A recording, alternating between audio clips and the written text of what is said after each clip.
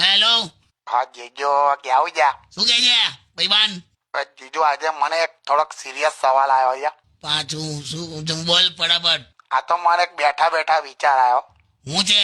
તમે કહો છો ને કે સારું કેરિયર હોય હા, તો છોકરી હા પાડ દે. બરાબર છે. તો આ જે ઈસરોએ જે ચંદ્રયાન મોકલ્યું ને હા, એ પછી છે ને આપણા ગામમાં સાયન્ટિસ્ટ અને એન્જિનિયર ની ઇજ્જત બહુ વધી ગઈ છે. આખા દેશમાં એવું છે, પણ તારા ગામમાં ક્યાં કોઈ સાયન્ટિસ્ટ છે એલા? એટલે હું એ જ કહું છું. હા મને સવાલ એ છે, હા. મેં કયા ઝાડ નીચે બેહું કે હું સાયન્ટિસ્ટ થઈ જાઉં? હે? મેં એવું કહું છું, મેં કયા ઝાડ નીચે બેહું કે સાયન્ટિસ્ટ થઈ જાઉં?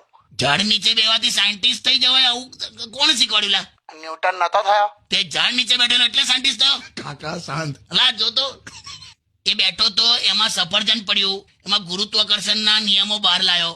એ જ કહું છું. તે ઝાડ નીચે બેઠો તો એટલે તો એવું હોય તો ઉનાળામાં 3 મહિનામાં કેટલા સાયન્ટિસ્ટો થઈ જાય સરકટ જેવો. એટલે તમે શાંત રહો.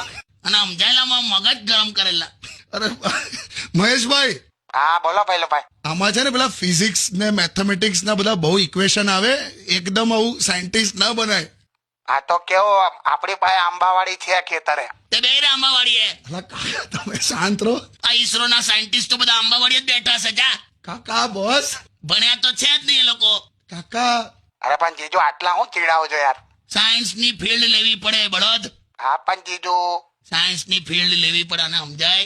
હા હા સમજી ગયા. તને તો મધ્યાહન ભોજનની લાલચ આપતા હતા ત્યારે તો સ્કૂલે આવતો હતો તું. સારું તો મૂકી દો, તમે આજે બહુ જ ચીડાઈ ગયા. હું કઈ બીજું વિચારું છું. બંધ કર દે વિચારવાનું. કાકા બોસ મૂકી દીધો. બોલો, ઝાડ નીચે બેવાથી સાયન્ટિસ્ટ થવાય? કઈ નહીં કાકા, તમે પાણી પીઓ. સવાલો એવા કરે છે.